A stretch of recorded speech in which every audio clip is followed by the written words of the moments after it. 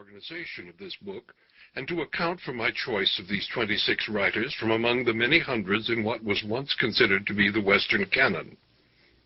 Giambattista Vico, in his New Science, posited a cycle of 3 phases: theocratic, aristocratic, democratic, followed by a chaos out of which a new theocratic age would at last emerge. Joyce made grand serio-comic use of Vico in organizing Finnegan's Wake, and I have followed in the wake of the Wake, except that I have omitted the literature of the theocratic age. My historical sequence begins with Dante and concludes with Samuel Beckett, though I have not always followed strict chronological order. Thus, I have begun the aristocratic age with Shakespeare, because he is the central figure of the Western Canon, and I have subsequently considered him in relation to nearly all the others, from Chaucer and Montaigne, who affected him, through many of those he influenced, Milton, Dr. Johnson, Goethe, Ibsen, Joyce, and Beckett among them, as well as those who attempted to reject him. Tolstoy in particular, along with Freud, who appropriated Shakespeare while insisting that the Earl of Oxford had done the writing for The Man from Stratford. The choice of authors here is not so arbitrary as it may seem. They have been selected for both their sublimity and their representative nature. A book about 26 writers is possible, but not a book about 400. Certainly the major Western writers since Dante are here: Chaucer, Cervantes, Montaigne, Shakespeare, Goethe, Wordsworth, Dickens, Tolstoy, Joyce, and Proust. But where are Petrarch, Rabelais, Ariosto, Spencer, Ben Jonson, Racine, Swift, Rousseau, Blake, Pushkin, Melville, Giacomo Leopardi, Henry James, Dostoevsky, Hugo, Balzac, Nietzsche, Flaubert, Baudelaire, Browning, Chekhov, Yeats, D.H. Lawrence, and so many others? I have tried to represent national canons by their crucial figures: Chaucer, Shakespeare, Milton, Wordsworth, Dickens for England, Montaigne and Molière for France, Dante for Italy, Cervantes for Spain, Tolstoy for Russia, Goethe for Germany, Borges and Neruda for Hispanic America, Whitman and Dickinson for the United States. The sequence of major dramatists is here: Shakespeare, Molière, Ibsen, and Beckett, and of novelists: Austen, Dickens, George Eliot, Tolstoy, Proust, Joyce, and Woolf. Dr. Johnson is here as the greatest of Western literary critics. It would be difficult to find his rival. Vico did not postulate a chaotic age before the ricorso, or return, of a second theocratic age. But our century, while pretending to continue the democratic age, cannot be better characterized than as chaotic. Its key writers are Freud, Proust, Joyce, Kafka. They personify whatever literary spirit the era possesses. Freud called himself a scientist, but he will survive as a great essayist like Montaigne or Emerson, not as the founder of a therapy already discredited or elevated as another episode in the long history of shamanism. I wish that there were space for more modern poets here than just Neruda and Pessoa.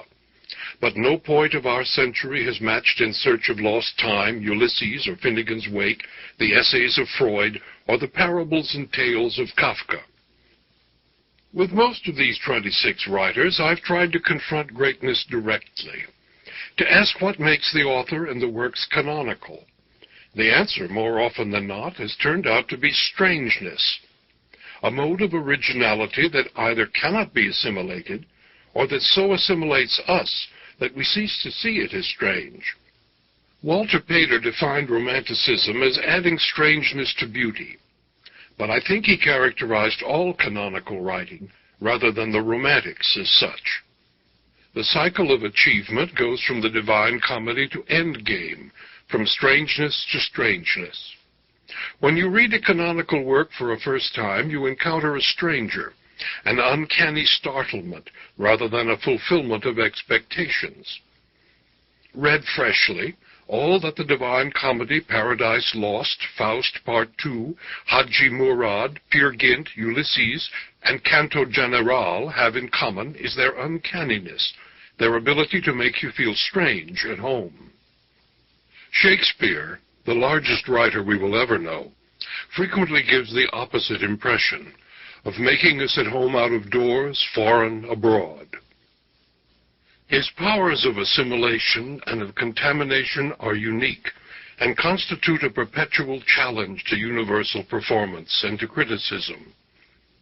I find it absurd and regrettable that the current criticism of Shakespeare, cultural materialist, neo-Marxist, new historicist, Foucault, feminist, has abandoned the quest to meet that challenge. Shakespeare criticism is in full flight from his aesthetic supremacy and works at reducing him to the social energies of the English Renaissance, as though there were no authentic difference in aesthetic merit between the creator of Lear, Hamlet, Iago, Falstaff, and his disciples, such as John Webster and Thomas Middleton. The best living English critic, Sir Frank Kermode, in his Forms of Attention, 1985, has issued the clearest warning I know about the fate of the canon, that is to say, in the first place, the fate of Shakespeare. Canons, which negate the distinction between knowledge and opinion, which are instruments of survival built to be time-proof, not reason-proof, are, of course, deconstructible. If people think there should not be such things, they may very well find the means to destroy them. Their defense cannot any longer be undertaken by central institutional power. They cannot any longer be compulsory, though it is hard to see how the normal operation of learned institutions, including recruitment, can manage without them.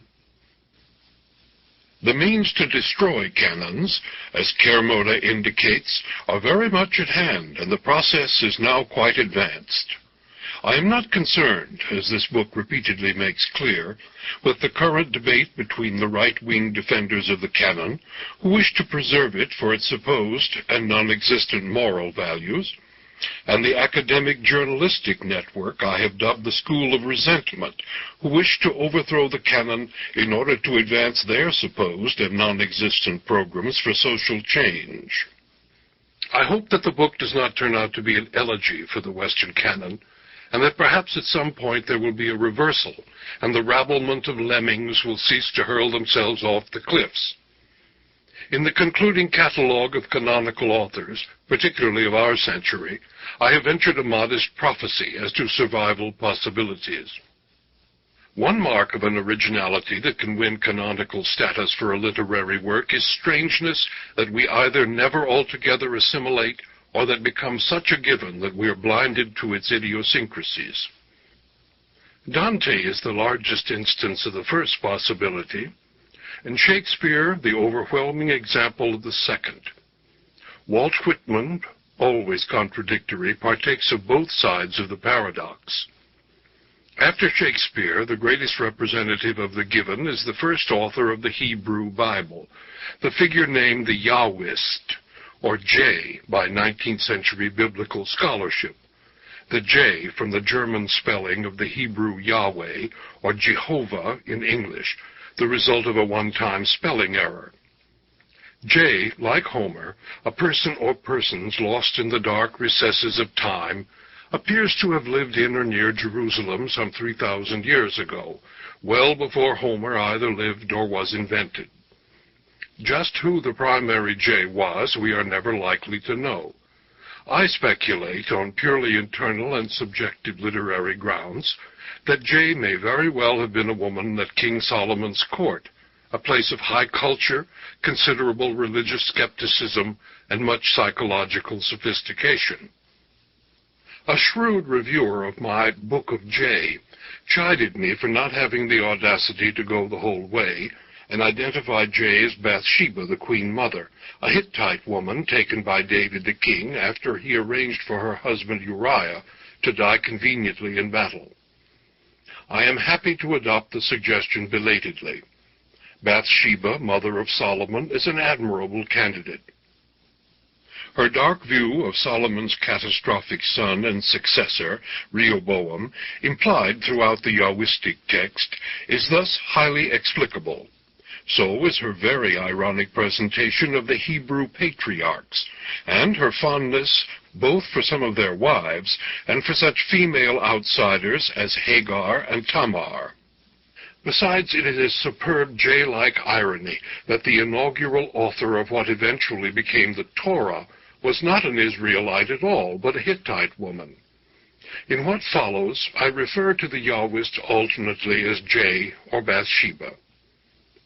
The J writer was the original author of what we now call Genesis, Exodus, and Numbers, but what she wrote was censored, revised, and frequently abrogated or distorted by a series of redactors across 5 centuries, culminating with Ezra, or one of his followers in the era of the return from Babylonian exile. These revisionists were priests and cultic scribes, and they seem to have been scandalized by Bathsheba's ironical freedom in portraying Yahweh. J's Yahweh is human, all too human. He eats and drinks, frequently loses his temper, delights in his own mischief, is jealous and vindictive, proclaims his justice while constantly playing favorites, and develops a considerable case of neurotic anxiety when he allows himself to transfer his blessing from an elite to the entire Israelite host. By the time he leads that crazed and suffering rabblement through the Sinai wilderness, he has become so insane and dangerous to himself and to others that the J writer deserves to be called the most blasphemous of all authors ever. The J saga concludes, as far as we can tell, when Yahweh with his own hands buries his prophet Moses in an unmarked grave, after refusing the long-suffering leader of the Israelites more than a glimpse of the promised land. Bathsheba's masterpiece is her story of the relations between Yahweh and Moses, a narrative beyond irony or tragedy that moves from Yahweh's surprising election of the reluctant prophet to his motiveless attempt to murder Moses, and to the subsequent vexations that afflict both God and his chosen instrument.